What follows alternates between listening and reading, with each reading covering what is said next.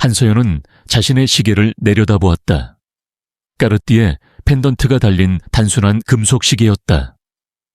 12시 정각. 정확히 그녀가 이 모든 것으로부터 벗어나고자 했던 그 순간이었다. 수십 년간 고층 빌딩의 유리벽 뒤에서 거대한 자본의 흐름을 지휘해온 그녀의 손목에 감긴 시계는 이제 더 이상 시간의 노예가 아닌 자유의 상징이었다. 그녀는 대한민국 경제계에 살아있는 전설이었다.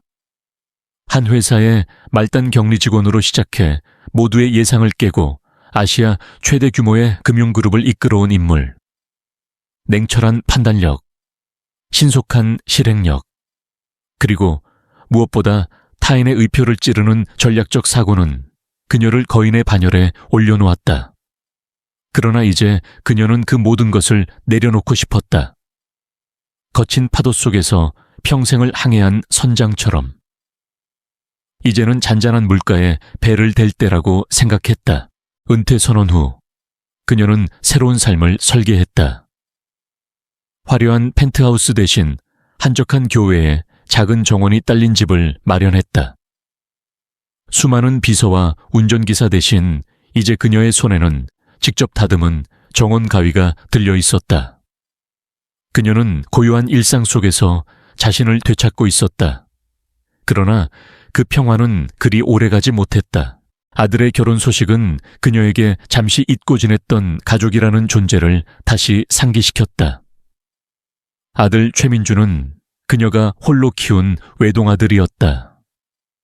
늘 바쁜 엄마를 이해하고 존경하며 자란 민주는 반듯하고 정직한 청년으로 성장했다. 그런 아들이 데려온 며느리.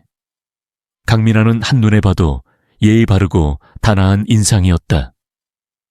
첫 만남에서 미나는 두 손을 모으고 조용히 고개를 숙이며 자신을 소개했다. 어머니, 처음 뵙겠습니다. 민준 씨를 많이 사랑합니다. 그녀의 말투는 나긋했고 미소는 순수해 보였다. 서연은 겉모습만 보고 사람을 판단하지 않는 오랜 습관에도 불구하고 이 아이라면 민준이의 배우자로 부족함이 없겠다고 생각했다. 그러나 결혼 후 미나는 점차 본색을 드러내기 시작했다.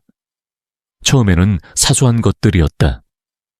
서연이 좋아하는 앤티크 가구를 촌스럽다며 비웃거나 그녀의 취향을 무시하고 신혼집을 온통 자신의 스타일로 바꾸어 버리는 시기였다.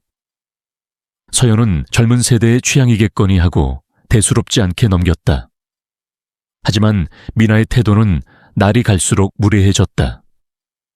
식사 자리에서 뜬금없이 서연의 회사 시절 이야기를 꺼내며 요즘 시대에 그런 식으로 경영하면 망하기 십상이죠 라고 비아냥거리거나 그녀의 오랜 지인들을 만나면 서연이 얼마나 고집불통이고 권위적인지 떠벌리고 다녔다.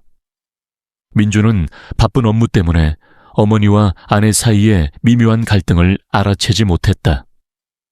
혹은 알아챘어도 애써 모른 척한 것인지도 몰랐다. 그는 두 여자 사이의 평화를 지키기 위해 무던히도 노력했지만 그 노력은 오히려 미나의 오만함을 부추기는 꼴이 되었다. 문제의 그날, 서연은 아들과 며느리를 자신의 집으로 초대했다. 집들이 선물이라며 미나가 들고 온 것은 큼지막한 포장 상자였다. 미나가 어머니, 이제 그런 낡은 거실장 버리시고 이거 쓰세요 라며 거만한 표정으로 상자를 내밀었다. 서연이 포장을 뜯자 안에는 요즘 유행하는 팝아트 스타일의 거실장이 들어있었다. 그녀의 고풍스러운 집과는 전혀 어울리지 않는 형형색색의 조잡한 디자인이었다. 서연은 잠시 말문을 잃었다. 미나, 이 거실장은 내 취향이 아니구나. 그리고 이 집 가구들은 내가 평생 모아온 것들이란다. 서연은 부드럽게 타일렀다. 그러자 미나는 비웃음을 참지 못하고 콧방귀를 뀌었다. 어머니, 솔직히 말씀드리면 그런 칙칙한 가구들, 이 집 분위기를 다 망치고 있어요. 제 친구들이 그러는데 완전 올드하다던데요. 어머니 명성에 흠집 나는 거 싫으시면 좀 바꾸세요. 서연의 표정이 굳어졌다. 그 순간 민준이 미나를 말렸다. 미나, 그만해. 엄마한테 그게 무슨 말버릇이야. 미나는 오히려 더 큰 소리로 쏘아붙였다. 아니, 내가 틀린 말 했어. 당신 엄마가 고집을 안 부리니까 내가 이런 말까지 하게 되는 거 아니야. 평생 남한테 군림하며 살아서 그런지 가족한테도 똑같이 하려고 하잖아. 우리가 당신 엄마 비위 맞추려고 사는 줄 알아. 민준이 당황한 표정으로 서연을 바라보았다. 서연은 조용히 한숨을 내쉬었다. 그녀는 이 모든 상황이 너무나도 낯설고 불편했다. 수십 년간 수많은 사람들의 존경과 두려움을 동시에 받았던 그녀는 난생 처음 보는 이런 무례함에 어떻게 대처해야 할지 잠시 망설였다. 그때 미나는 부엌으로 성큼성큼 걸어가 냉장고 문을 벌컥 열었다. 서연은 불길한 예감에 휩싸였다. 미나의 손에 들린 것은 병에 담긴 진한 액체였다. 병에 붙은 한글 라벨은 까나리 액젓이라고 선명하게 쓰여 있었다. 서연이 친지에게 선물로 받은 것이었다. 미나는 병뚜껑을 거칠게 돌려 열고는 서연에게 다가왔다. 이거요, 당신의 칙칙하고 썩어빠진 취향처럼 냄새나고 더러운 거죠. 당신 같은 사람한테 딱 어울리는 거예요. 미나는 서연의 얼굴에 병에 든 액젓을 그대로 퍼부었다. 서연은 피할 겨를도 없이 온몸으로 비릿하고 끈적한 액체를 뒤집었었다.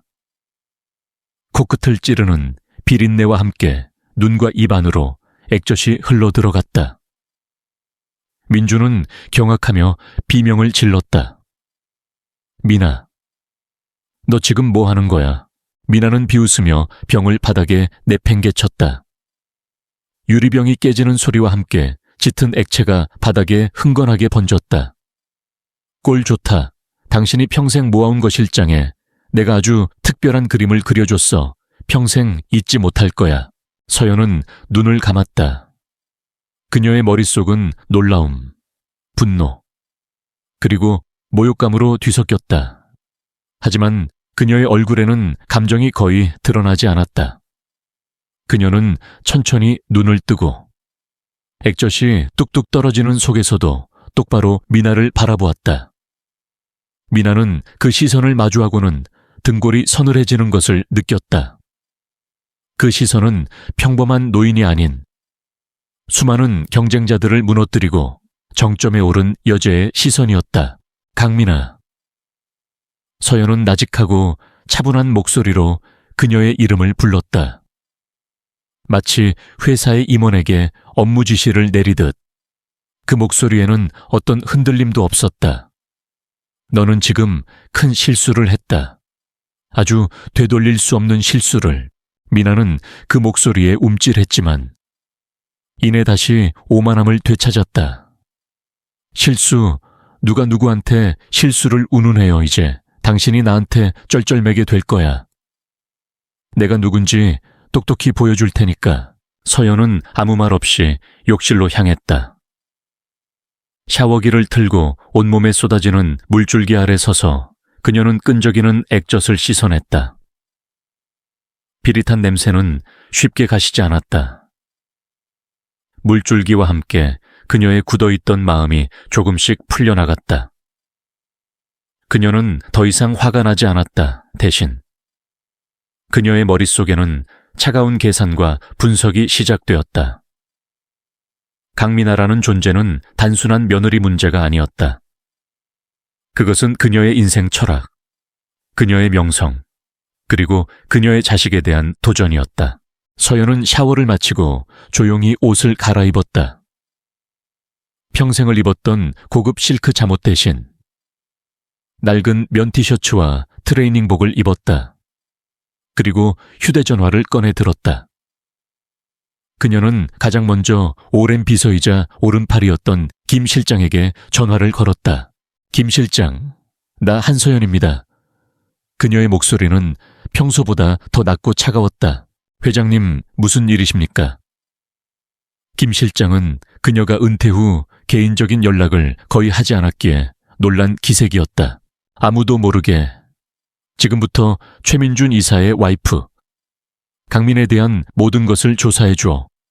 학력, 경력, 가족관계, 모든 금융거래 내역, 그리고 사생활까지 철저하게 먼지 하나 안 남게.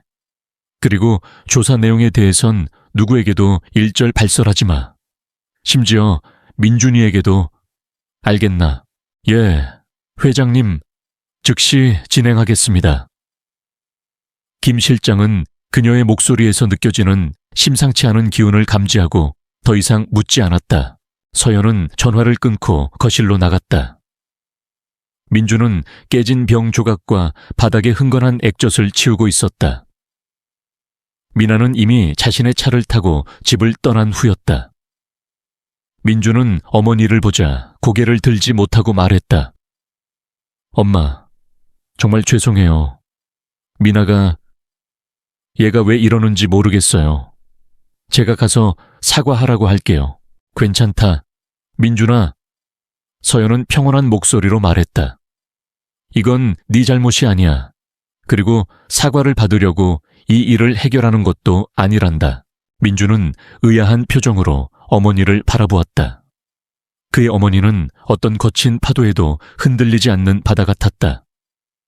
지금 그의 눈앞에 있는 어머니의 모습은 그 어떤 분노나 슬픔도 아닌 차갑고 단단한 의지로 가득 차 있었다. 민준아, 너는 네 아내에 대해 얼마나 알고 있니? 그녀가 평생을 어떻게 살아왔고 무엇을 원하며 어떤 사람들과 어울리는지. 민주는 대답하지 못했다. 그는 미나의 순수하고 밝은 모습만 보았을 뿐 그 이면에 숨겨진 그림자는 전혀 알지 못했다. 서연은 아들의 어깨에 손을 얹었다. 엄마는 이제 알게 될 거야. 네가 모르는 그 모든 것을. 그리고 그 모든 것이 너를 다치게 하기 전에 바로잡을 거다. 이것은 단순한 가족 문제가 아니야. 이것은 전쟁이야. 민준아. 그리고 엄마는 전쟁에 나갈 준비가 되었단다. 그녀의 눈빛은 비로소 날카로운 칼날처럼 빛났다. 수십 년간 그녀의 적수들을 무너뜨렸던 그 눈빛이었다. 강민아는 한서연이라는 거인을 잘못 건드렸다. 그녀는 며느리의 철없는 행동이라고 치부하고 넘어갈 수 있었지만 그녀의 자존심과 존재 자체를 모욕하는 행위는 용납할 수 없었다. 인생에서 가장 중요한 것은 명성과 돈이 아니라 자신이 쌓아온 가치와 품이었다. 그리고 강민아는 그 가치를 훼손하려 했다. 서연은 그녀에게, 그리고 이 세상의 모든 오만한 사람들에게 진짜 인생의 참교육이 무엇인지 보여줄 작정이었다. 서연은 다음 날 아침 일찍 일어났다. 정원 가꾸기는 잠시 미루었다. 어젯밤의 사건 이후 그녀의 마음속 평화는 산산조각 났다. 하지만 그녀는 분노에 휩싸여 감정적으로 행동하는 대신 고요한 폭풍 전야처럼 차분하게 상황을 분석하기 시작했다. 그녀는 평생을 거대한 기업을 경영하며 수많은 위기와 비리를 해결해 온 인물이었다. 그녀에게 있어 강민아의 무례함은 단순한 가족 문제가 아니라 해결해야 할 하나의 프로젝트였다. 아침 햇살이 창문을 비추는 고요한 서재에 앉아 서연은 어젯밤 김 실장에게 내렸던 지시를 되짚어 보았다. 김 실장은 그녀의 가장 신뢰하는 오른팔이었다. 20년 넘게 그녀의 비서로 일하며 그녀의 지시를 단 한 번도 어긴 적이 없었고 그녀의 생각 한 걸음 앞서서 필요한 정보를 준비해두는 능력을 갖추고 있었다.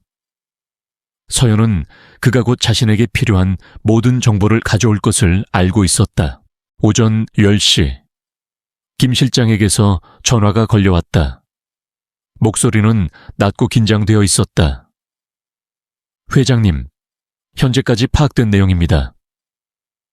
강민아 씨는 평범한 집안의 외동딸로 대학교에서 미술사를 전공했습니다.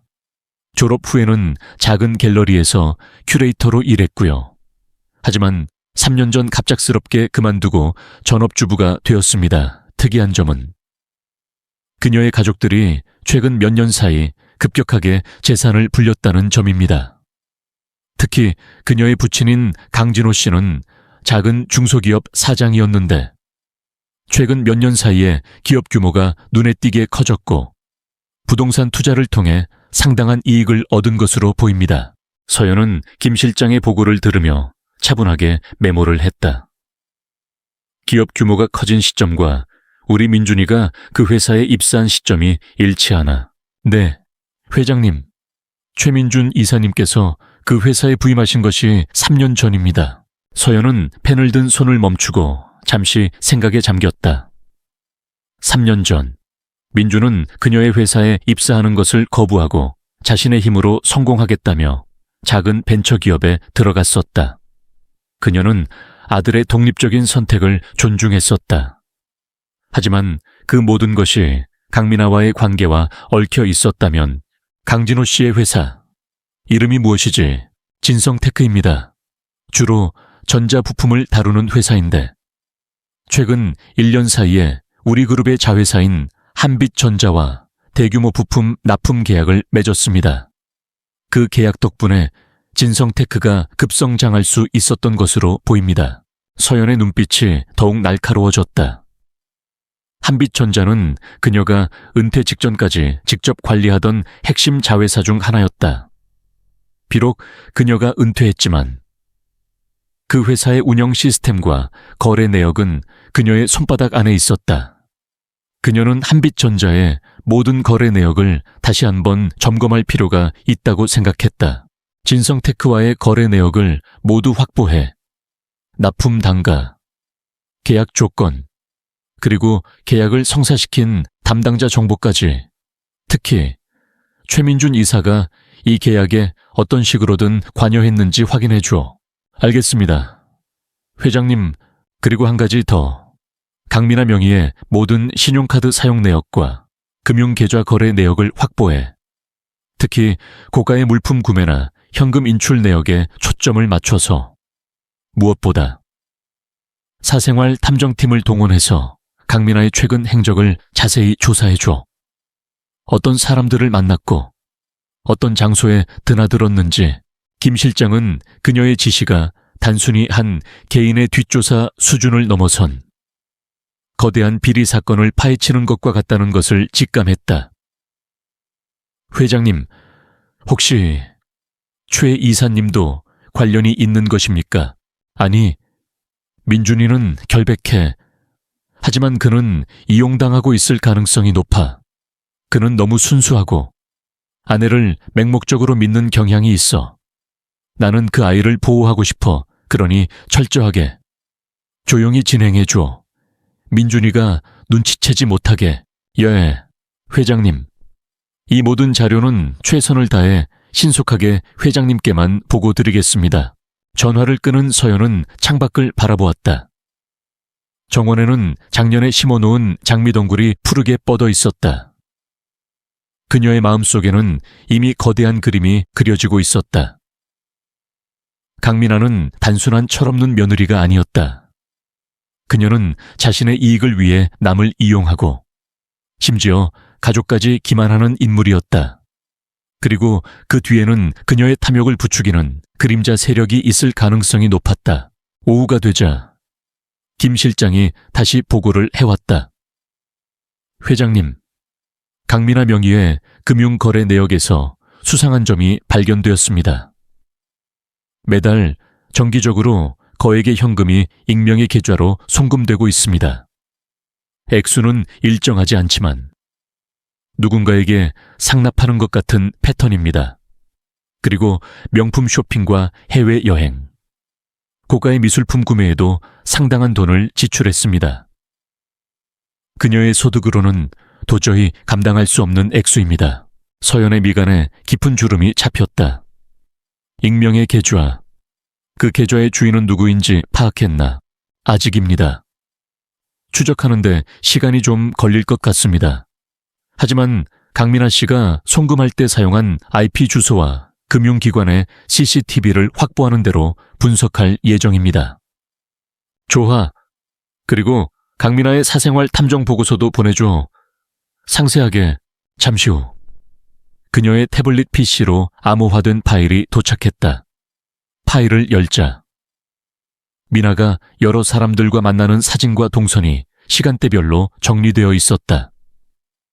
그녀는 사진을 하나하나 꼼꼼하게 살폈다. 미나가 고급스러운 레스토랑에서 어떤 남자와 밀담을 나누는 사진, 밤늦게까지 룸살롱 같은 유흥계 드나드는 모습, 그리고 미술품 경매장에서 수상한 표정으로 누군가에게 지시를 내리는 듯한 모습도 있었다. 그중 서연의 시선을 사로잡은 한 장의 사진이 있었다. 미나가 한 중년의 남성과 함께 웃고 있는 모습이었다. 그 남자의 얼굴은 낯설지 않았다. 바로 한빛전자의 구매 담당 이사인 박종석이었다. 서연은 박 이사를 잘 알고 있었다. 그는 능력이 뛰어난 인물이었지만 동시에 개인적인 야심이 강하고 재물에 대한 욕심이 많다는 소문이 있었다. 박 이사와 강민아의 만남은 우연이 아니었다. 서연은 박 이사의 이력을 다시 한번 확인했다. 그가 한빛전자의 구매팀장으로 부임한 시기는 강진호의 진성테크와 납품 계약이 체결된 시기와 정확히 일치했다. 이제 그림은 거의 완성되었다. 강진호의 회사가 한빛전자와 대규모 계약을 맺었고 그 과정에서 박 이사가 핵심적인 역할을 했을 것이다. 그리고 그 대가로 미나를 통해 불법적인 커미션이나 뇌물을 받았을 가능성이 매우 높았다. 미나가 매달 익명의 계좌로 송금한 거액의 현금은 아마도 박 이사에게 흘러들어간 상납금일 가능성이 컸다. 서연은 민준이에게 전화를 걸었다. 민준아, 지금 회사니? 네. 엄마, 혹시 미나 때문이면 제가 어떻게든... 아니다. 그런 것 때문에 전화한 게 아니야. 그냥 궁금해서. 한빛전자 박종석 이사와는 친분이 있니? 네가 그쪽으로 부임한 후로 자주 만났을 텐데. 박 이사님이오네. 종종 만났죠. 꽤 친절하고 잘 대해주셔서요. 진성테크와의 계약도 박 이사님이 거의 전적으로 진행하셨어요. 저는 서류 검토 정도만 했고요. 왜 그러세요? 엄마, 아니, 그냥 너희 회사에 관심이 많아서. 알았다. 바쁠 텐데 방해해서 미안하구나. 전화를 끊은 서연은 굳게 입을 다물었다. 민주는 정말로 아무것도 모르고 있었다. 순진하게 박 이사를 믿었고 그의 지시대로 서류에 서명했을 것이다. 박 이사는 민준의 순수함을 이용해 자신의 이익을 챙겼고 미나는 그 모든 것을 알고도 침묵하며 남편의 명성을 담보로 불법적인 거래에 가담했다. 서연은 다음 단계를 계획했다. 그녀는 더 이상 뒤에서만 움직일 수 없었다. 직접 나서야 할 때가 되었다. 그녀는 먼저 한빛전자의 이사회 멤버들과 연락을 취했다. 그녀는 아직도 그들에게 존경받는 인물이었다. 그녀는 이사회 멤버들에게 한빛전자의 최근 재정 상태와 몇몇 수상한 거래에 대해 의문을 제기했다. 그녀의 날카로운 질문에 이사회 멤버들은 당황하며 조사에 착수하겠다고 약속했다. 그리고 그녀는 마지막으로 가장 신뢰하는 변호사에게 전화를 걸었다. 이 변호사, 나 한서연입니다. 내가 곧 중요한 자료를 보낼 텐데 이 자료를 기반으로 한빛전자 박종석 이사와 그의 공범들을 횡령 및 배임 혐의로 고소할 준비를 해주게. 그리고 최민준 이사의 이름이 절대 이 사건에 엮이지 않도록 법적 보호 장치를 마련해주게. 회장님. 알겠습니다. 그런데 혹시 고소 대상에 강민아 씨도 포함됩니까? 아니, 강민아는 법적으로 기소하기에는 증거가 부족해. 그리고 나는 그녀를 법으로 심판할 생각이 없어. 그녀에게는 법보다 더 무서운 심판을 내릴 거니까 인생의 참교육을 보여줄 거야. 서연의 목소리는 차분했지만 그 안에는 강철 같은 결의가 담겨 있었다. 그녀는 단순히 정의를 구현하려는 것이 아니었다. 그녀는 그녀의 자식에게 고통을 안겨준 며느리에게, 그리고 그 모든 것을 가능하게 한 오만한 사람들에게 자신들이 얼마나 큰 실수를 저질렀는지 깨닫게 해주고 싶었다. 이 모든 것은 복수가 아니었다. 그것은 잘못된 것을 바로잡고 다시는 이런 일이 일어나지 않도록 하는 교육기였다. 서연은 이틀 동안의 조사 결과를 바탕으로 그림자 속의 진실을 파헤치기 시작했다. 그녀는 더 이상 정원에만 앉아 있을 수 없었다. 그녀의 오랜 비서 김 실장과 변호사 이민석을 서재로 불렀다. 서재는 그녀의 작은 요새이자 사령부로 변모했다. 벽에 걸린 예술품과 고풍스러운 가구들 사이로 현대적인 태블릿 PC와 서류 더미가 놓여 있었다. 이 모든 것은 그녀가 다시 현역으로 돌아왔음을 상징했다. 김 실장이 태블릿을 들고 서연의 앞에 섰다. 회장님, 진성테크와 한빛전자의 거래 내역 분석 결과입니다. 그는 화면을 띄웠다. 최근 1년 동안 진성테크는 한빛전자에 납품하는 전자부품의 단가를 평균 15% 이상 부풀려서 청구했습니다. 시장 가격에 비해 턱없이 높은 금액입니다. 하지만 한빛전자 내부의 납품 승인 서류에는 기술력과 품질 우수성을 이유로 이 단가가 적정하다고 명시되어 있습니다. 서연은 고개를 끄덕였다. 그녀의 예측이 맞았다. 그 기술력과 품질 우수성을 증명하는 서류는 누가 작성했지? 한빛전자의 구매 담당 이사인 박종석입니다. 모든 서류에 그의 서명과 결재가 있었습니다. 그럼 박종석이 이 모든 것을 조작했다는 거군. 서연은 차분히 말했다. 그리고 그 대가로 강민아를 통해 검은 돈을 받았을 테고 김 실장은 고개를 끄덕였다. 네, 회장님. 강민아 씨의 계좌에서 매달 거액이 익명의 계좌로 송금된 내역을 추적했습니다. 계좌 추적은 쉽지 않았지만 우회적으로 여러 개의 대포 통장을 거쳐 최종적으로 한 법률사무소의 계좌로 들어간 것을 확인했습니다. 그리고 그 법률사무소의 실질적인 소유주는 박종석 이사의 친척 명의로 되어 있었습니다. 아주 교묘하게 위장했군. 서연은 혀를 찼다. 그렇다면 강민아는 단순한 돈 전달책이 아니라는 거군. 그녀도 이 모든 것을 주도적으로 알고 있었어. 바로 그때 이 변호사가 입을 열었다. 회장님, 한빛전자의 내부 감사팀과도 접촉해 보았습니다. 그들도 진성테크와의 거래에 대해 의문을 품고 있었지만 박종석 이사가 워낙 힘이 강하고 최민준 이사의 와이프가 관련되어 있다는 점 때문에 감사를 제대로 진행하지 못하고 있었습니다. 그들이 제출한 내부 보고서에도 몇몇 수상한 점이 발견되었습니다. 이것은 명백한 업무상 횡령 및 배임죄에 해당됩니다. 법적으로 대응할 충분한 근거가 있습니다. 좋아. 서연은 만족스럽다는 듯 말했다. 그럼 이제 박종석을 움직일 차례야. 바로 고소 절차에 들어가겠습니다. 이 변호사가 말했다. 아니, 아직은 너무 성급해. 법적인 조치는 최후의 수단이야. 서연은 손을 들어 그를 멈추게 했다. 이 사건의 핵심은 돈의 흐름뿐만이 아니야. 이 모든 것의 배후에 있는 강민아의 오만함이야. 그녀는 이 모든 것을 마치 게임처럼 즐기고 있어. 나는 그녀가 스스로 무너지는 모습을 보고 싶어. 법정에서가 아니라 그녀가 가장 소중히 여기는 것, 즉 그녀의 탐욕과 자만심이 무너지는 것을. 김 실장이 의아한 표정으로 물었다. 회장님, 그럼 어떻게 하시려는 겁니까? 심리전이야. 그녀가 발버둥 칠수록 더 깊은 함정에 빠지게 하는 거야. 서연은 차가운 미소를 지었다. 그리고 민준이를 보호하는 것이 최우선이야. 이 모든 일이 민준이에게 알려지면 큰 상처를 받을 거야.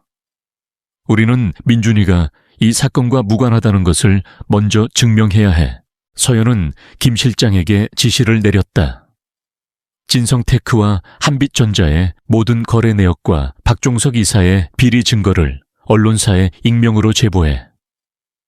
특종을 잡으려는 기자들은 이 사건에 대해 깊이 파고들 거야. 그리고 그들은 박종석의 뒤를 캐고 자연스럽게 강민에게 접근하게 될 거야. 김 실장이 놀란 표정으로 말했다. 회장님, 그렇게 되면 기사 제목에 최 이사님의 이름이 오르내릴 수도 있습니다. 걱정 마. 그것까지 계산했어. 제보할 때.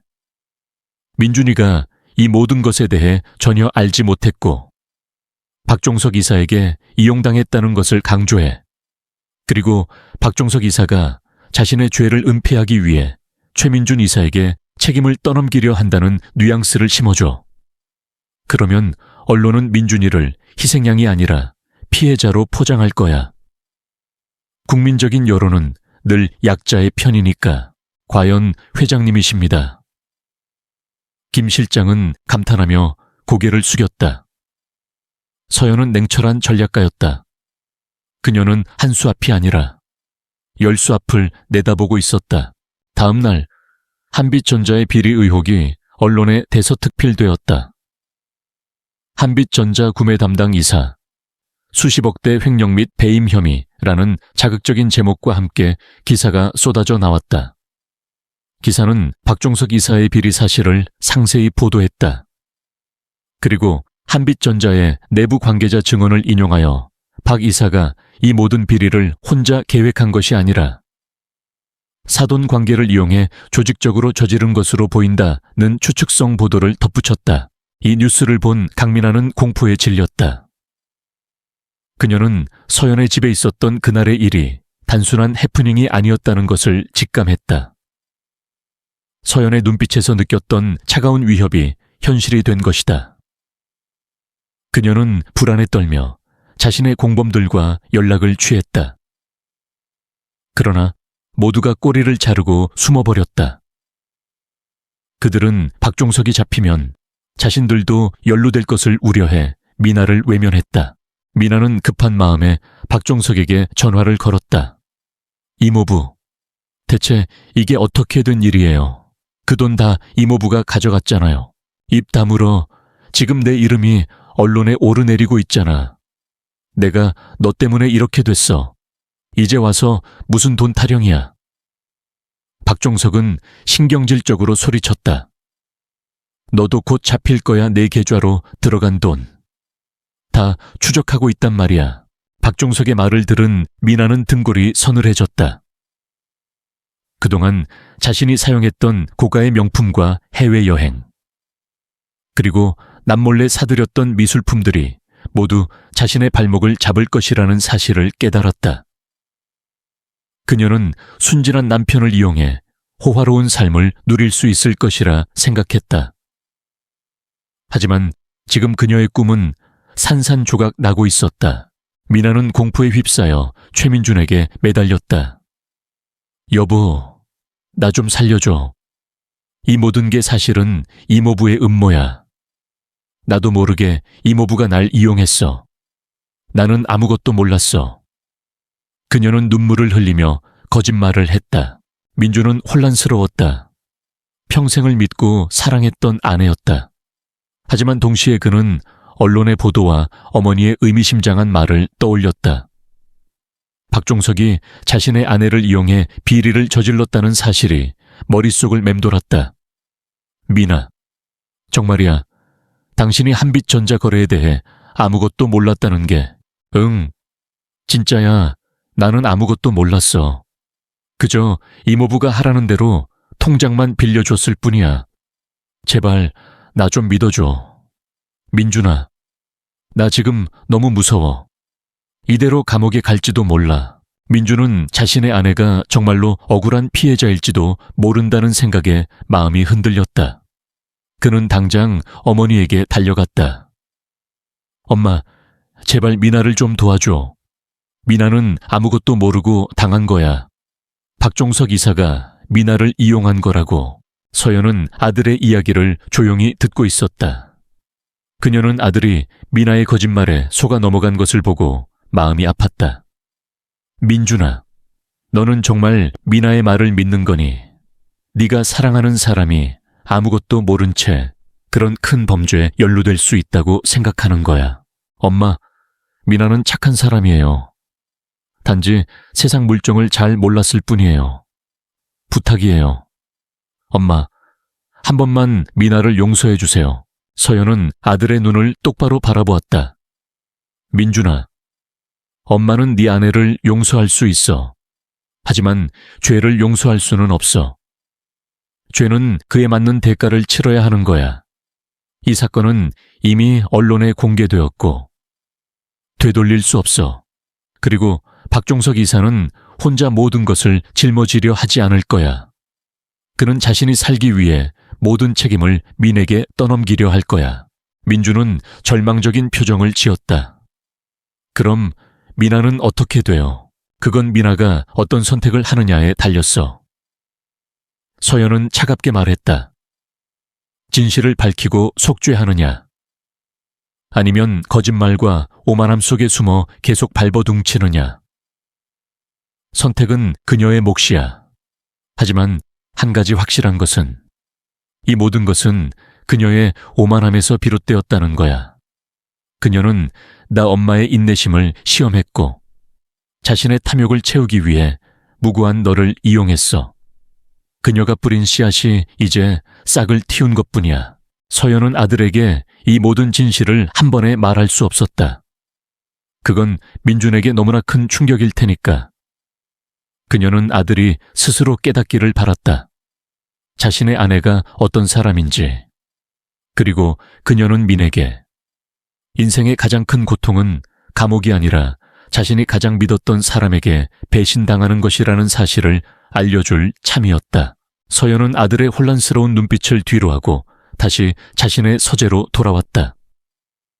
그녀는 미나의 다음 행동을 예상하고 있었다.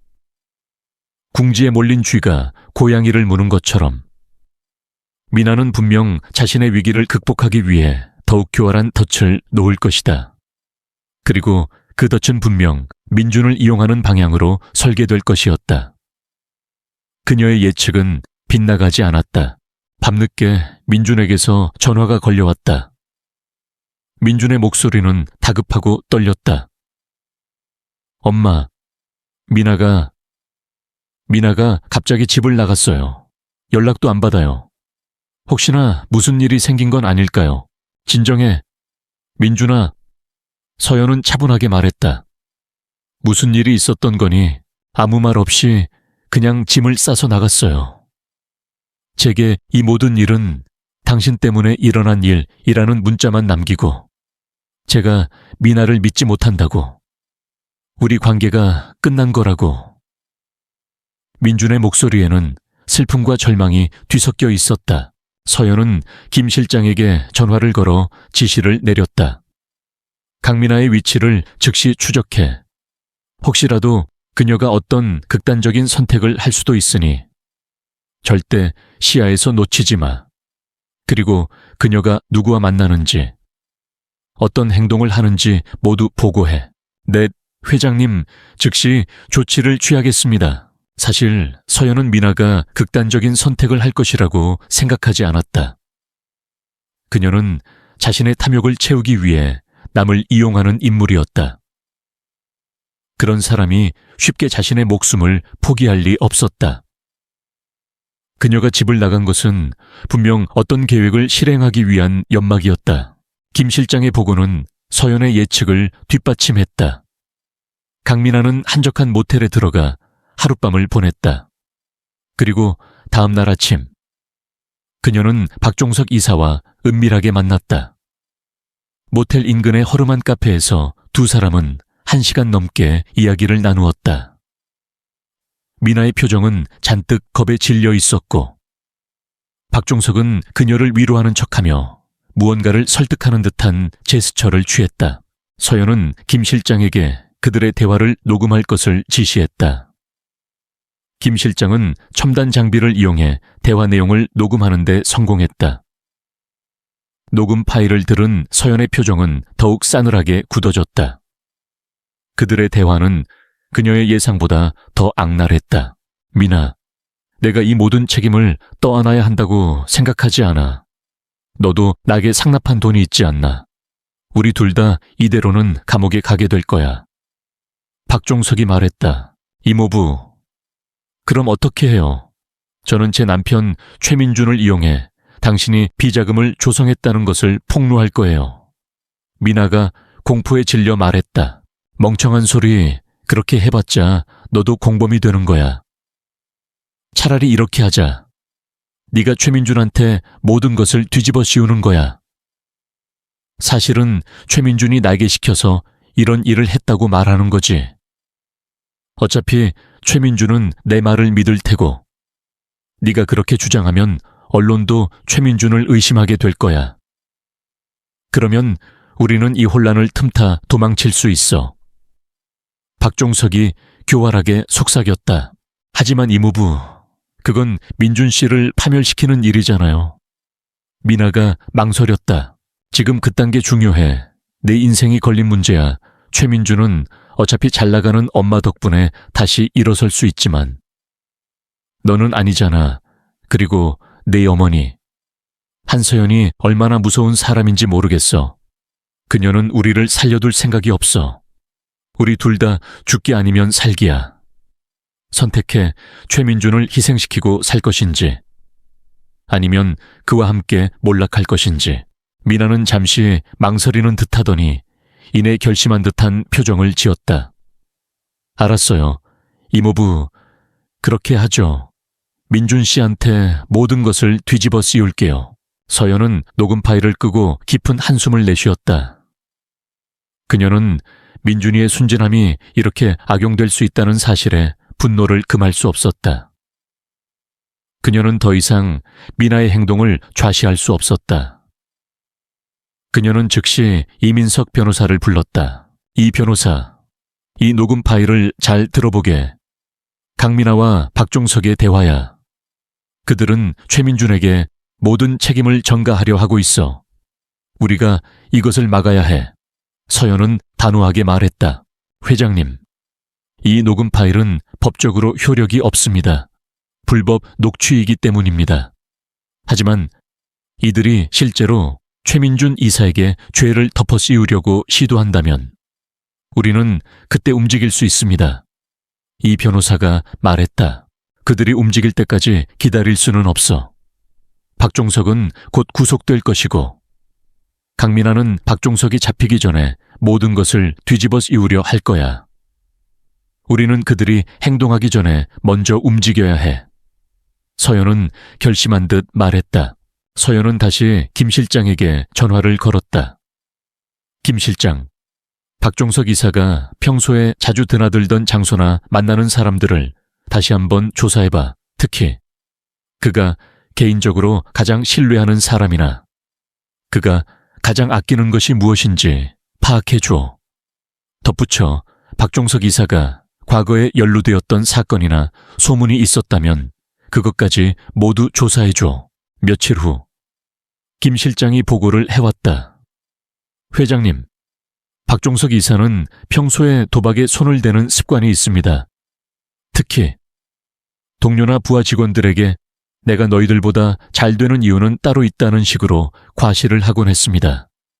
그리고 과거에 한번 주식 투자 실패로 큰 빚을 져서 회사 돈에 손을 대려 했다는 소문이 있었지만 당시에는 무마되었습니다. 서연은 이 정보를 듣고 무릎을 쳤다. 도박 바로 그거야.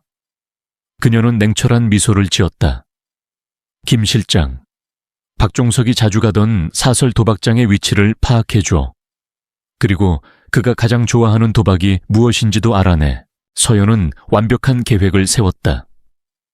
그녀는 박종석을 함정에 빠뜨려 그가 스스로 민준의 결백을 증명하게 만들 작정이었다.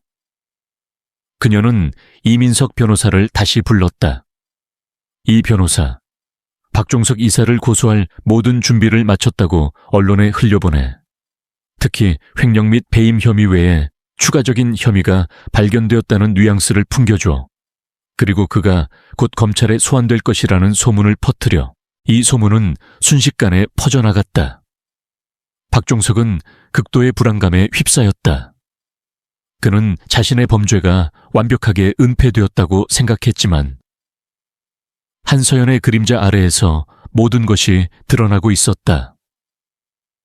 그는 마지막 발악을 하기로 결심했다. 그가 가진 모든 증거와 민에게 넘겨주었던 돈, 그리고 미나와의 관계를 증명할 자료를 챙겨 해외로 도피할 계획을 세웠다. 하지만 서연은 이 모든 것을 예측하고 있었다. 그녀는 박종석이 도피하기 전 그가 가장 아끼는 것을 건드릴 작정이었다. 그것은 바로 돈이었다. 서연은 박종석이 자주 드나들던 사설 도박장에 사람을 보냈다. 그리고 그가 도박을 하는 동안 한 남자가 박종석의 옆에 앉아 그의 돈을 모두 쓸어 담는 모습을 보여주었다. 그 남자는 서연이 고용한 전문 도박사였다. 박종석은 자신의 돈이 순식간에 사라지는 것을 보고 이성을 잃었다. 그는 그 남자에게 소리치고 욕설을 퍼부었다. 이봐, 내 돈 돌려줘.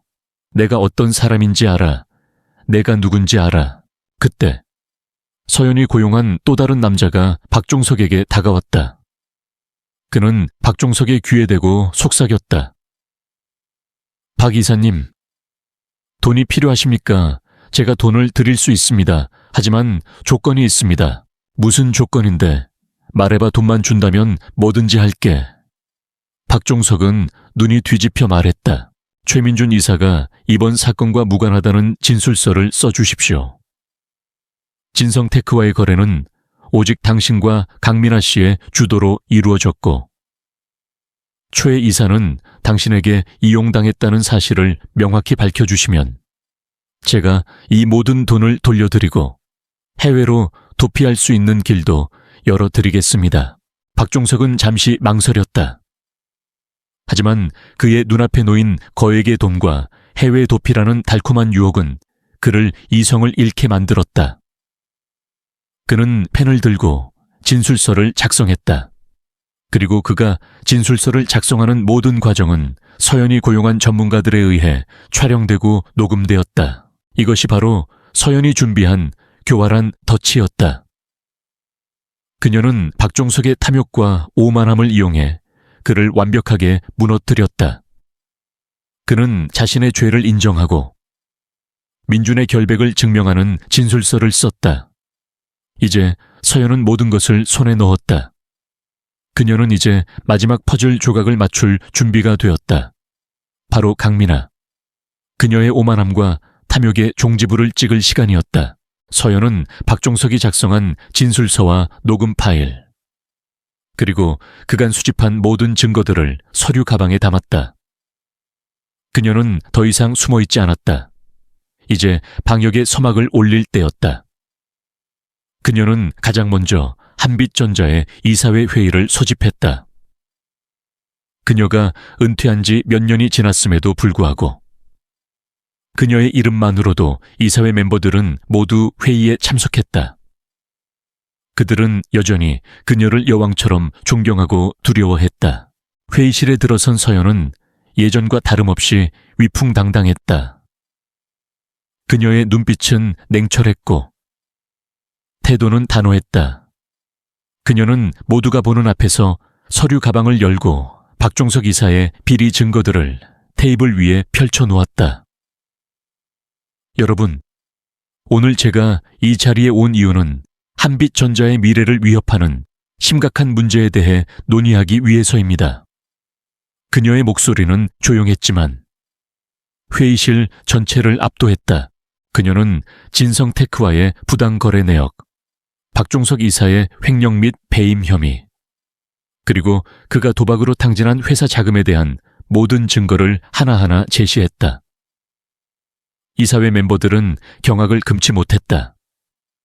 그들은 박 이사가 자신의 권력을 남용해 이토록 거대한 비리를 저지르고 있었을 줄은 상상도 하지 못했다. 박 이사는 이 모든 비리를 혼자서 저지른 것이 아닙니다. 그는 자신의 범죄를 은폐하기 위해, 그리고 더 많은 이익을 얻기 위해 제 아들인 최민준 이사를 이용했습니다.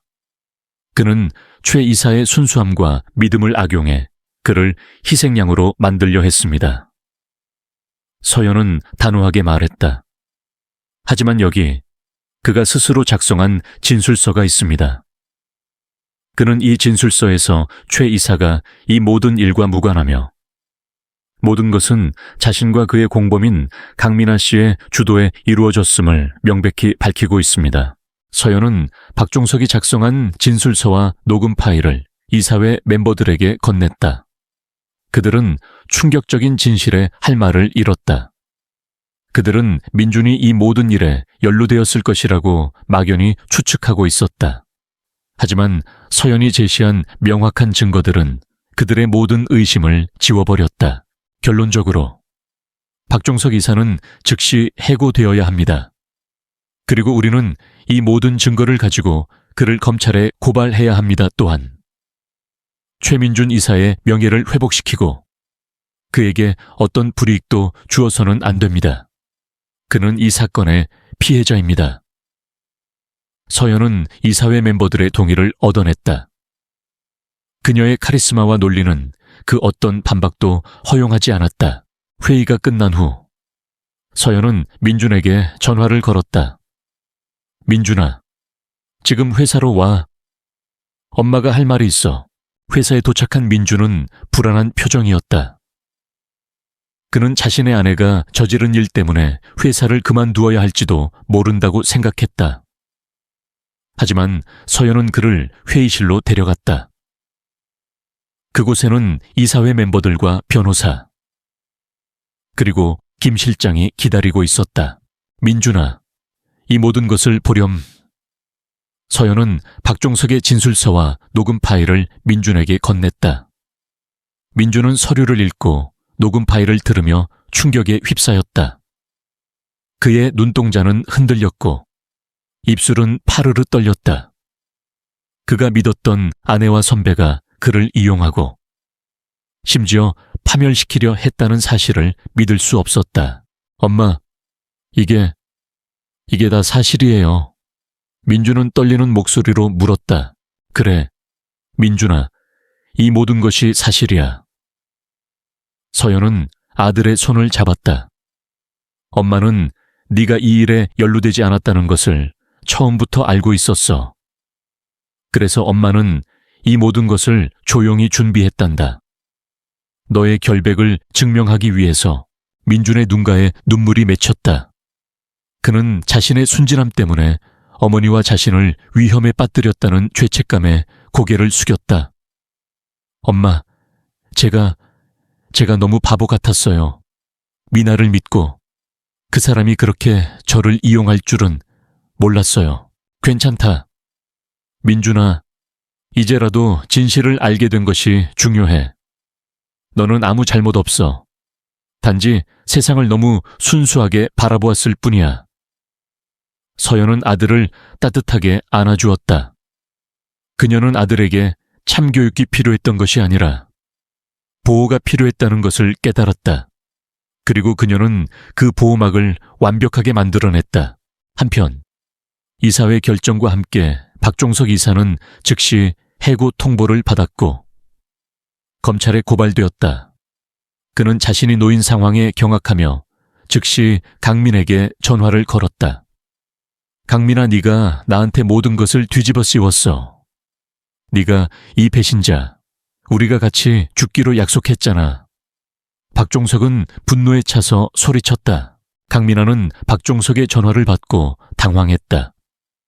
그녀는 그가 검찰에 잡혀갔을 것이라고 생각했지만 오히려 그가 자신에게 모든 책임을 전가하려 한다는 사실을 알고 불안해졌다. 아니에요. 이모부, 저는 아무것도 안 했어요. 저는 지금 집에 있어요. 민준 씨도 제 말을 믿어줬어요. 거짓말만 해, 시어머니. 한서연이 모든 것을 알고 있어. 그녀가 날 함정에 빠뜨렸어. 그리고 너한테도 모든 것을 뒤집어 씌울 거야. 우리는 끝났어.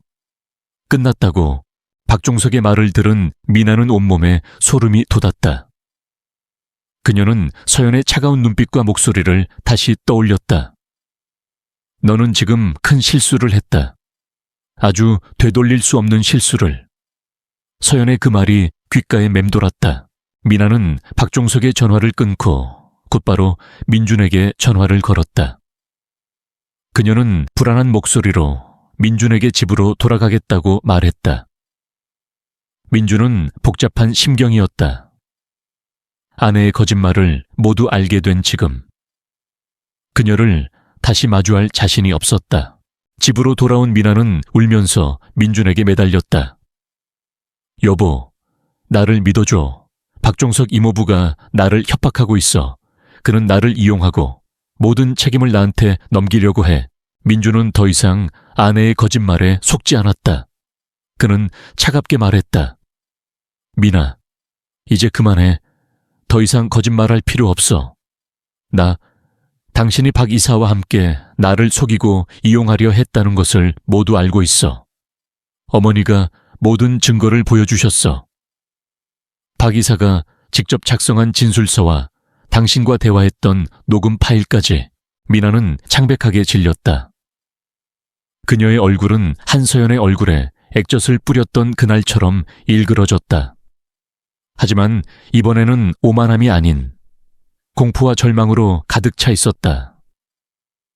그녀는 자신의 가장 큰 무기였던 순진함이 더 이상 통하지 않는다는 사실을 깨달았다. 아니, 이건 오해야. 민준 씨, 제발 믿어줘. 나는 당신을 사랑했어. 정말이야. 사랑하는 사람을 파멸시키려고 해, 미나. 당신이 내게 뿌린 것은 액젓이 아니었어. 당신의 탐욕과 오만함이었어. 그리고 나는 당신이 뿌린 그 모든 것을 이제 거둬들이게 해줄 거야. 민준의 목소리는 단호했다. 그는 더 이상 순진한 청년이 아니었다. 어머니의 참교육은 그에게도 전해진 듯했다. 이것이 바로 서연이 원했던 방역의 서막히였다. 그녀는 박종석을 법적인 틀 안에서 심판대에 올렸고 강민에게는 자신의 오만함이 얼마나 큰 대가를 치르게 하는지 직접 깨닫게 만들었다. 그녀는 폭력을 폭력으로, 거짓말을 거짓말로 갚지 않았다. 대신 그녀는 지성과 전략, 그리고 진실의 힘으로 모든 것을 바로잡았다. 이제 게임은 그녀가 주도하는 대로 흘러가고 있었다.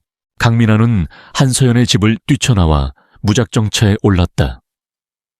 그녀의 머릿속은 온통 혼란으로 가득했다. 믿었던 남편은 더 이상 자신을 믿지 않았고 공범인 박종석은 배신했다며 전화를 끊었다. 모든 것이 무너지고 있었다. 한서연, 그 오만한 시어머니가 이 모든 일을 꾸몄다는 사실이 믿기지 않았다. 그녀는 한서연을 단순히 고집불통의 늙은 여자로만 생각했다. 하지만 그녀는 사실 거대한 권력과 지성을 가진 감히 맞설 수 없는 거인이었다. 미나는 차를 몰아 그녀의 유일한 피난처, 즉 그녀의 부모님 댁으로 향했다. 그녀의 부모님은 미나의 결혼 후 딸 덕분에 사업이 번창하며 호화로운 삶을 누리고 있었다. 미나는 부모님이라면 자신을 이해하고 보호해 줄 것이라고 생각했다. 그러나 그녀의 부모님은 이미 언론 보도를 통해 한빛전자의 비리 의혹과 박종석의 구속 소식을 접하고 있었다. 미나가 집에 도착했을 때 아버지는 분노로 얼굴이 시뻘갰고 어머니는 불안에 떨고 있었다. 내오 대체 무슨 짓을 하고 다닌 거야? 아버지는 미나의 뺨을 때렸다.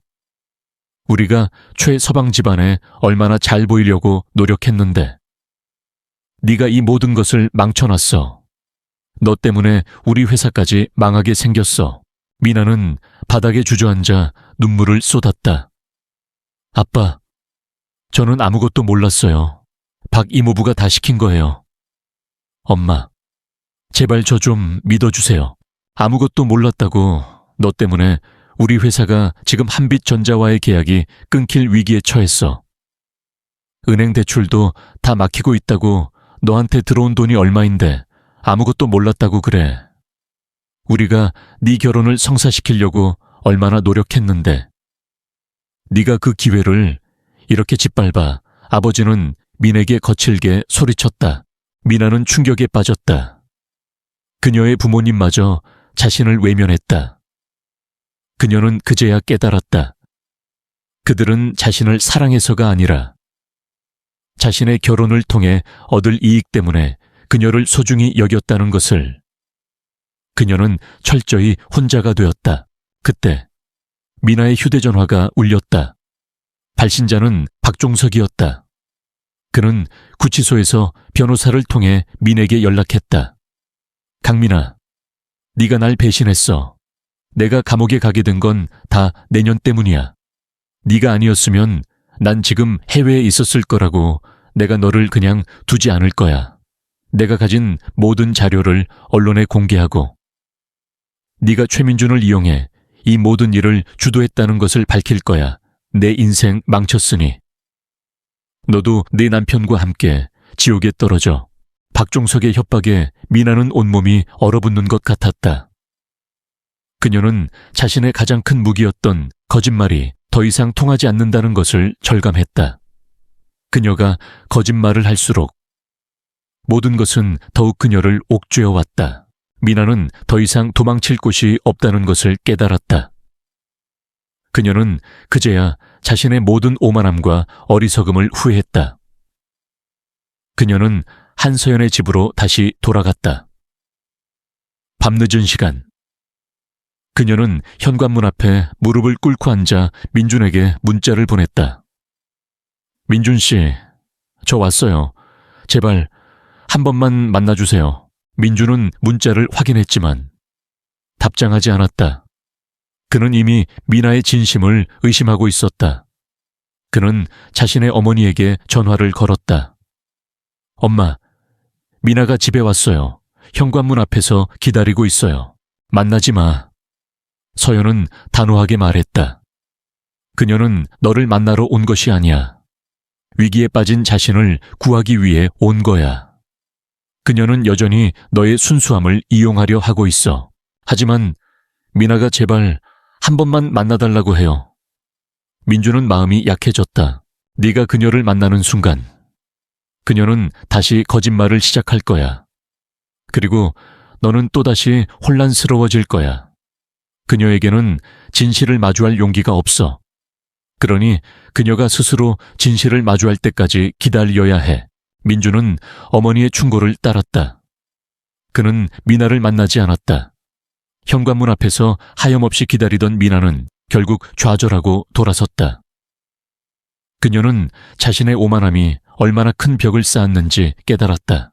서연은 미나를 그냥 내버려 두지 않았다. 그녀는 김 실장을 통해 미나의 모든 재산을 동결시켰다.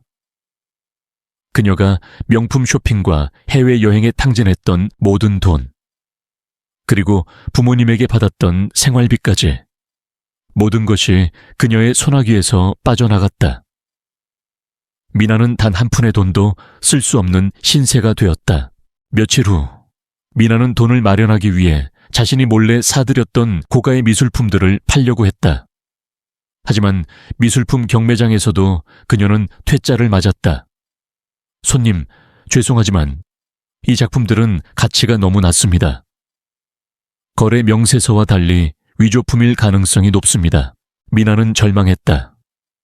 그녀는 자신이 미술품 투자로 큰 이익을 얻었다고 생각했지만 그것은 모두 박종석이 그녀를 속여서 팔았던 가짜 작품이었다. 그녀는 자신이 그동안 얼마나 어리석고 탐욕스러웠는지 깨달았다. 그녀는 남편의 명성과 어머니의 재산을 이용해 호화로운 삶을 꿈꿨지만 결국 남은 것은 아무것도 없었다. 그녀는 마치 허영심에 가득 찬 그림자처럼 실체가 없는 존재가 되어버렸다. 미나는 최후의 수단으로 자신의 시어머니인 한서연에게 전화를 걸었다. 어머니, 제발 저 좀 도와주세요. 제가 잘못했어요. 제가 한 행동들을 모두 뉘우치고 있어요. 제발 한 번만 저를 용서해 주세요.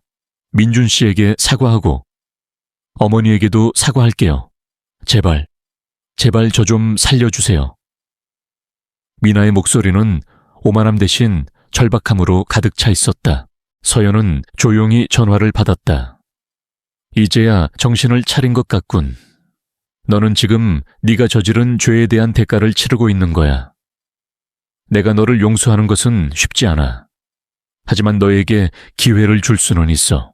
미나의 눈이 커졌다. 기회요? 어떤 기회요?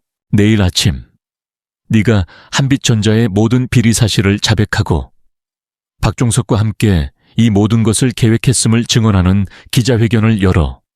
그리고 최민준 이사는 이 모든 일과 무관하다는 것을 명백히 밝혀.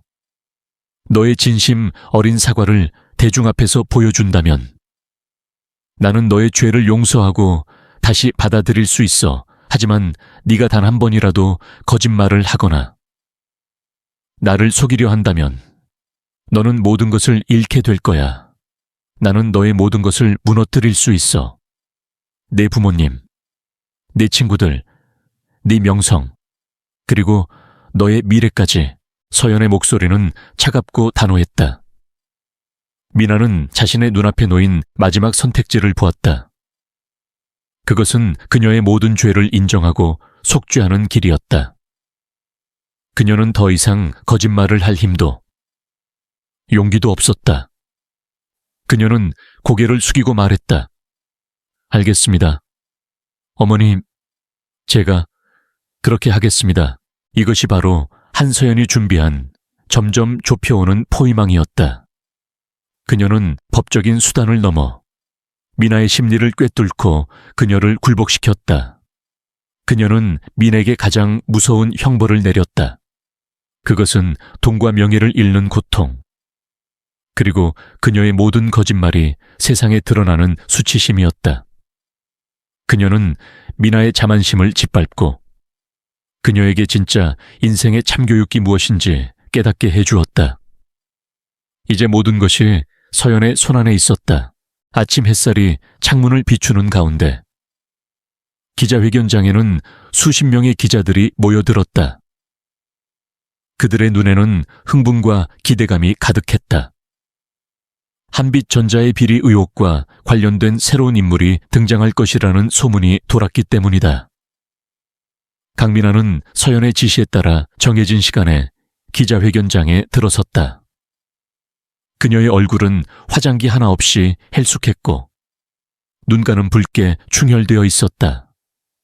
그녀의 모습은 평소에 오만하고 화려했던 모습과는 전혀 달랐다. 미나는 카메라 플래시 세례 속에서 마이크 앞에 섰다. 그녀의 손은 떨렸고 목소리는 불안정했다. 그녀는 준비된 원고를 읽기 시작했다. 저는 한빛전자 최민준 이사의 아내 강민아입니다. 그리고 한빛전자의 비리 의혹과 관련된 모든 사건의 공범입니다. 기자회견장은 술렁거렸다. 미나의 충격적인 고백은 기자들의 펜을 빠르게 움직이게 했다. 그녀는 떨리는 목소리로 박종석 이사와 공모해 한빛전자로부터 비자금을 조성하고 그 돈을 개인적인 용도로 사용했던 모든 사실을 낱낱이 밝혔다. 그녀는 미술품 거래를 통해 돈을 세탁하고 그 돈으로 호화로운 생활을 즐겼던 모든 과거를 인정했다. 저는 저의 시어머니이자 대한민국 최고의 경영인인 한서연 회장님의 명성을 이용하려고 했습니다. 저의 남편 최민준 씨의 순수함을 악용해 그에게 모든 죄를 뒤집어 씌우려 했습니다. 이 모든 것은 저의 탐욕과 오만함 때문이었습니다. 미나의 눈에서 눈물이 뚝뚝 떨어졌다. 그녀는 흐느끼며 말했다. 저는 제가 얼마나 어리석고 탐욕스러웠는지 이제야 깨달았습니다. 저는 저의 시어머니에게 까나리 액젓을 퍼붓는 씻을 수 없는 모욕을 저질렀습니다. 하지만 어머니께서는 저를 용서하고 이렇게 마지막 기회를 주셨습니다. 기자들은 미나가 말하는 까나리 액젓이라는 단어에 의문을 품고 질문을 던졌다. 무슨 말씀이십니까? 까나리 액젓이라니요. 미나는 잠시 망설이다가 모든 것을 털어놓기로 결심했다.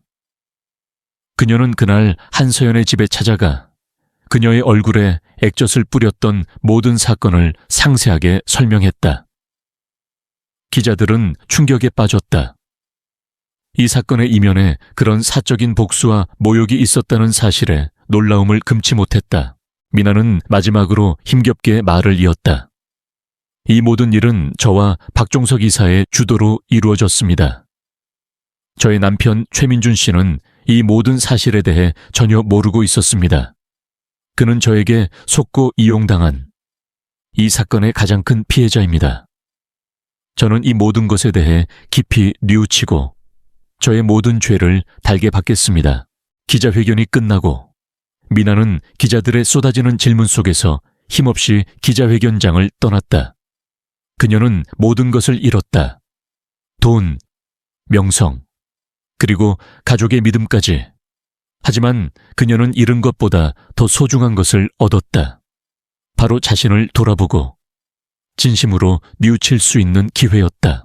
이 소식을 접한 서연은 조용히 미소를 지었다. 그녀는 복수에 성공한 것이 아니라 한 사람을 바른 길로 이끌었다는 사실에 만족했다. 그녀는 민에게 참교육을 시켜주겠다고 결심했지만 그것은 그녀를 파멸시키는 것이 아니라 그녀의 삶을 재건하게 하는 것이었다. 그녀는 민에게 자신의 탐욕과 오만함이 얼마나 큰 죄악인지 깨닫게 해주었고 그 죄악을 뉘우칠 기회를 주었다. 민주는 기자회견을 보며 눈물을 흘렸다. 그의 아내가 모든 것을 거짓말하고 자신을 파멸시키려 했다는 사실에 절망했지만 동시에 그녀가 용기를 내어 모든 진실을 고백했다는 사실에 안타까움과 미안함을 느꼈다. 그는 아내에게 참교육이 필요했던 것이 아니라 자신이 그녀에게 진정한 사랑을 보여주지 못했기 때문이라는 사실을 깨달았다. 그는 자신의 아내가 돈과 명예에 집착하게 된 데에는 자신도 책임이 있다고 생각했다. 이후 한빛전자의 비리 사건은 언론과 검찰의 대대적인 조사를 받게 되었다. 박종석 이사는 횡령 및 배임 혐의로 구속되었고 그의 모든 재산은 몰수되었다. 그의 가족들은 그의 죄를 뉘우치지 않고 그의 무죄를 주장하며 언론을 비난했지만 그의 죄는 명백하게 드러났다. 강민아는 자신의 죄를 모두 인정하고 반성문을 제출했다. 그녀는 법정에서 정해진 형량을 모두 치르고 다시 사회로 돌아올 것을 약속했다. 이 모든 사건이 마무리된 후 서연은 민준을 다시 불렀다. 민준아, 이 모든 일이 해결되었으니 이제 다시 회사로 돌아가거라. 그리고 너는 이 모든 사건의 경험을 통해 더 성숙하고 강해졌다는 것을 증명해야 한다. 민준은 어머니의 말씀에 고개를 끄덕였다. 그는 이제 더 이상 순진하고 철없는 청년이 아니었다. 그는 어머니의 가르침과 자신의 경험을 통해 진정한 어른이 되었다. 그는 어머니가 자신을 보호하기 위해 얼마나 많은 노력을 했는지 깨달았고 그녀의 헌신에 감사했다.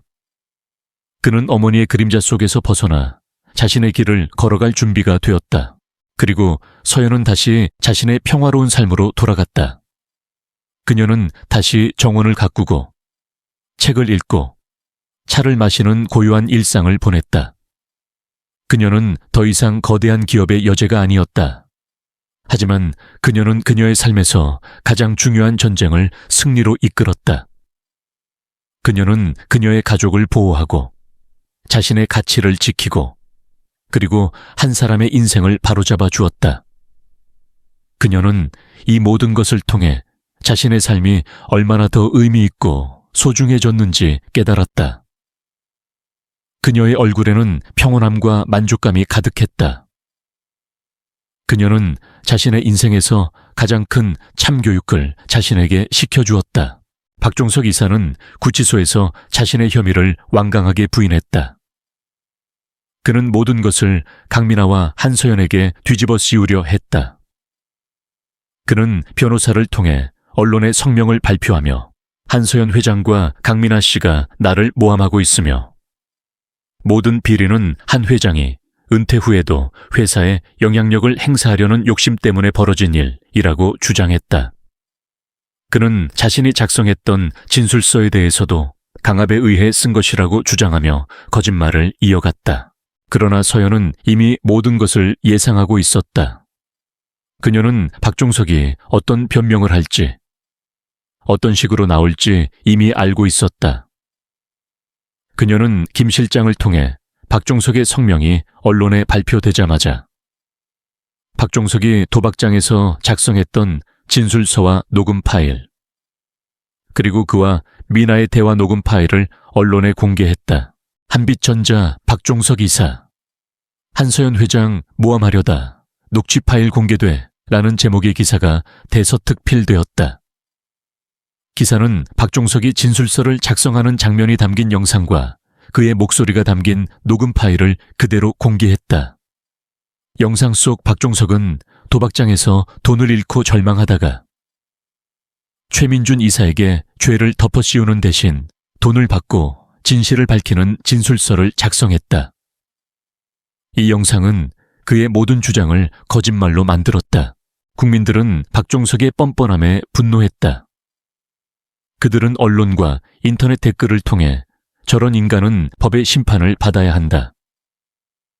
한서연 회장님, 응원합니다. 와 같은 반응을 쏟아냈다. 박종석은 궁지에 몰렸다. 그의 모든 거짓말은 진실 앞에서 무너졌다. 그는 더 이상 변명할 여지가 없었다. 한편 강민아는 기자회견 후 모든 것을 포기한 듯 조용히 지내고 있었다. 그녀는 더 이상 명품 쇼핑을 하지도 화려한 파티에 참석하지도 않았다. 그녀는 자신의 방에 틀어박혀 지난날의 오만함과 어리석음을 후회했다. 그녀는 민준에게 문자를 보내 용서를 빌었지만 민준은 답장하지 않았다. 서연은 미나를 다시 불렀다. 미나, 이제는 너의 모든 죄를 뉘우치고 속죄할 시간이다. 법정에서 너의 모든 죄를 인정하고 너에게 주어진 형량을 달게 바꿔라. 그리고 그 시간 동안 너 자신을 돌아보고 새로운 삶을 살아갈 준비를 해라. 미나는 서연의 말에 고개를 숙였다. 네, 어머니, 제가 정말 잘못했어요. 저에게 주어진 벌을 모두 받겠습니다. 하지만 민준 씨가 저를 용서해주지 않아요. 용서는 너에게 달려있는 것이 아니야. 용서는 민준이의 몫이야. 네가 진심으로 뉘우치고 새로운 사람이 된다면 언젠가 민준이도 너를 용서할 거야. 하지만 지금은 아니야. 민준이에게는 네가 한 행동에 대한 충격과 상처를 치유할 시간이 필요해. 그에게 시간을 주거라. 미나는 서연의 말에 조용히 고개를 끄덕였다. 그녀는 서연의 조언이 단순한 명령이 아니라 자신을 위한 가르침이라는 것을 깨달았다. 그녀는 법정에서 당당하게 자신의 죄를 인정했다. 그녀는 법정에서 눈물 한 방울 흘리지 않고 오직 진실만을 말했다.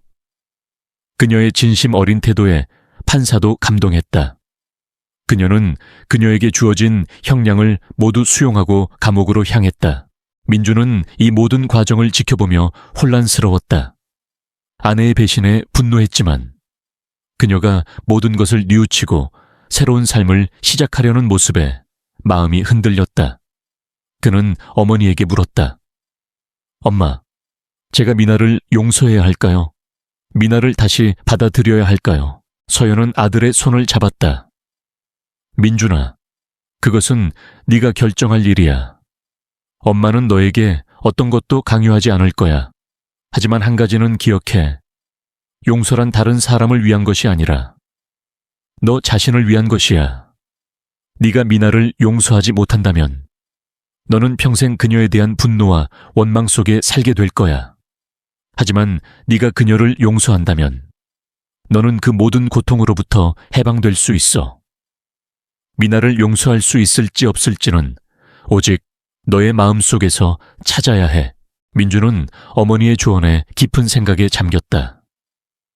그는 아내를 용서하는 것, 그리고 이 모든 고통으로부터 해방되는 것이 얼마나 중요한지 깨달았다. 며칠 후 서연은 민준에게 강민아가 수감된 교도소의 주소를 건넸다. 민준아, 그녀를 찾아가거라. 그녀의 진심을 직접 확인하고 네 마음속에 답을 찾거라. 민준은 교도소로 향했다. 그는 면회실에서 수의를 입고 앉아있는 미나를 보았다.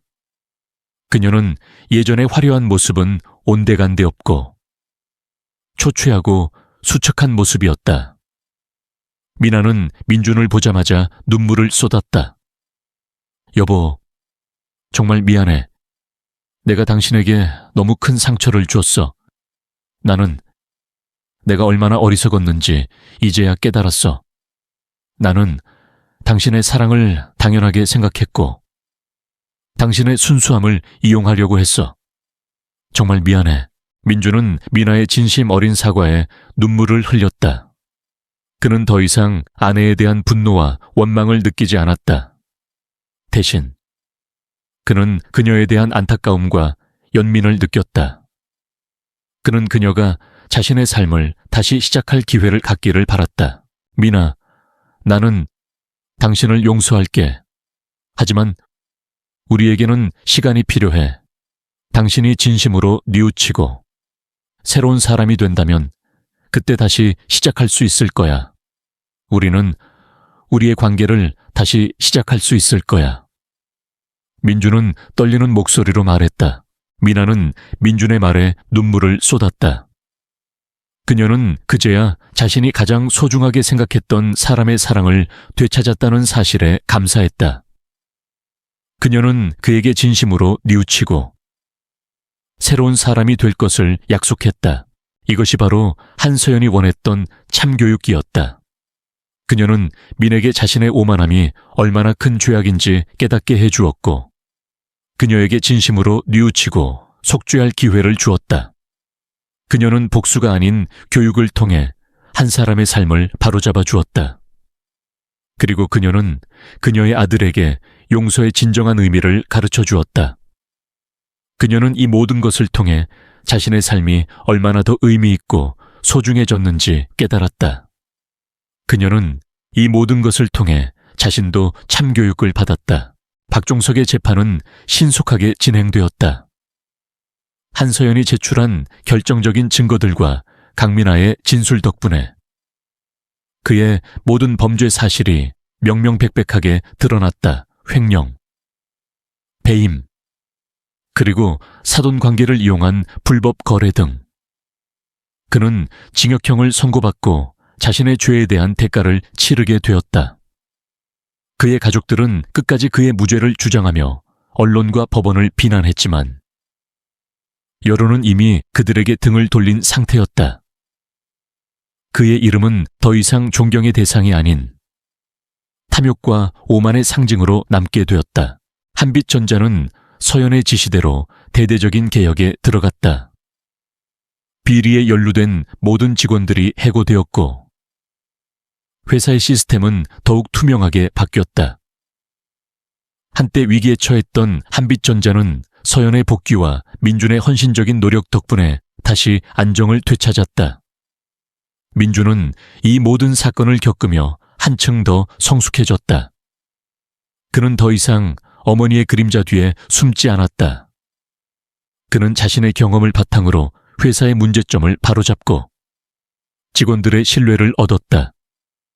그는 어머니가 아닌 자신의 힘으로 회사를 이끌어가는 진정한 경영인으로 성장했다. 서연은 아들의 성장을 지켜보며 뿌듯함을 느꼈다. 그녀는 민준이 단순히 그녀의 자식이 아니라 자신의 삶을 주체적으로 이끌어가는 한 명의 독립적인 인간이라는 것을 인정했다. 그녀는 그에게 더 이상 조언을 하지 않았다. 대신 그녀는 뒤에서 묵묵히 그를 지지하고 응원했다. 그녀의 역할은 이제 보호자가 아니라 조력자로 바뀌었다. 강민아는 교도소에서 새로운 삶을 시작했다. 그녀는 더 이상 화려한 옷을 입지 않았고 값비싼 화장품을 바르지 않았다. 그녀는 주어진 일에 묵묵히 임하며 자신을 돌아보는 시간을 가졌다.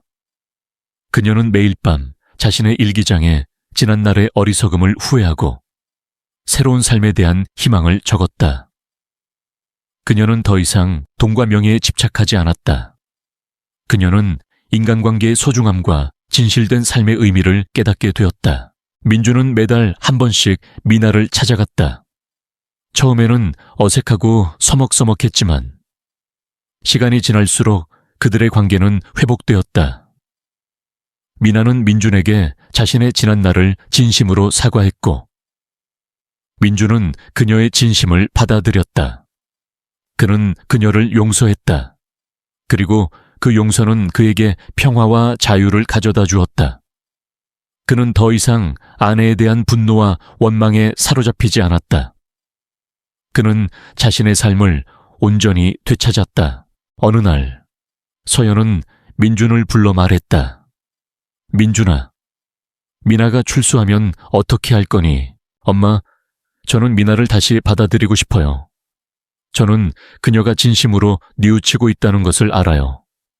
그리고 저도 그녀에게 잘못한 점이 많다고 생각해요.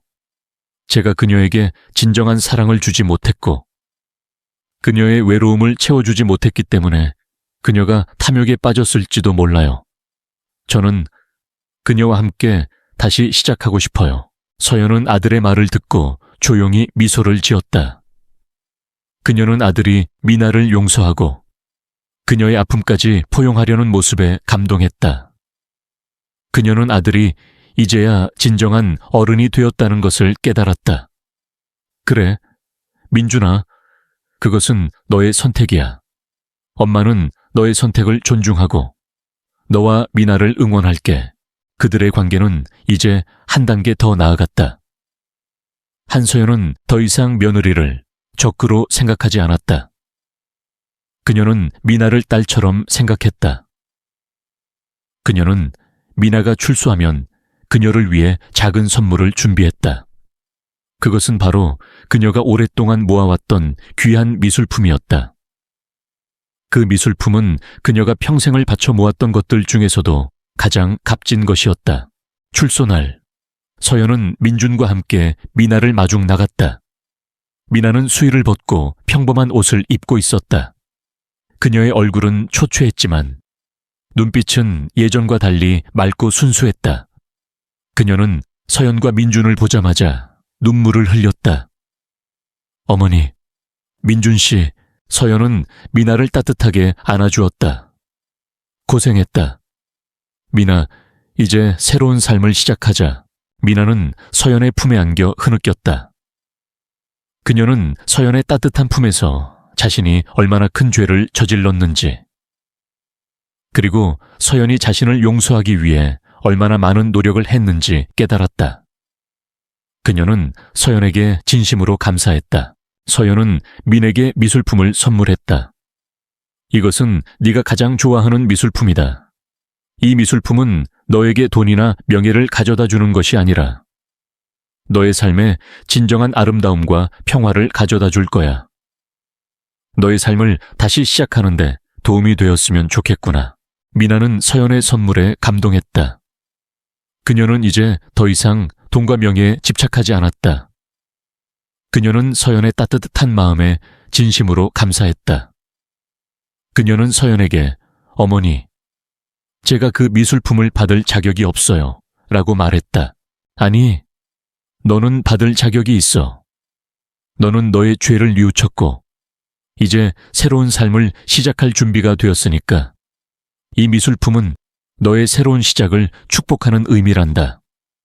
서연은 따뜻하게 말했다. 미나는 서연의 따뜻한 말에 눈물을 흘렸다. 그녀는 서연의 품에 안겨 흐느꼈다. 그녀는 이제야 진정한 가족의 사랑을 느낄 수 있었다. 그녀는 앞으로의 삶을 서연과 민준에게 보답하며 살겠다고 다짐했다. 이것이 바로 한서연이 원했던 상처와 회복이었다.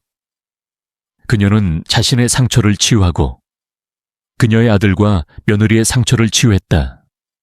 그녀는 복수가 아닌 사랑과 용서를 통해 모든 것을 해결했다. 그녀는 이 모든 것을 통해 자신의 삶이 얼마나 더 의미 있고 소중해졌는지 깨달았다.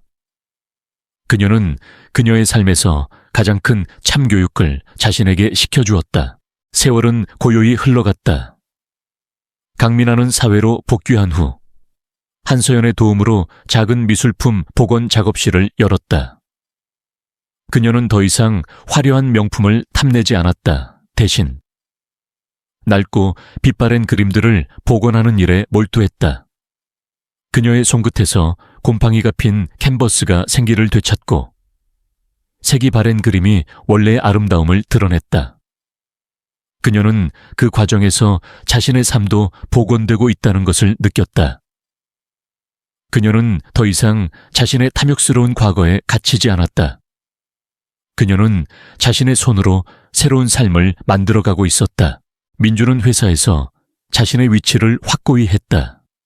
그는 어머니의 명성을 등에 업는 대신 자신의 능력으로 인정받았다.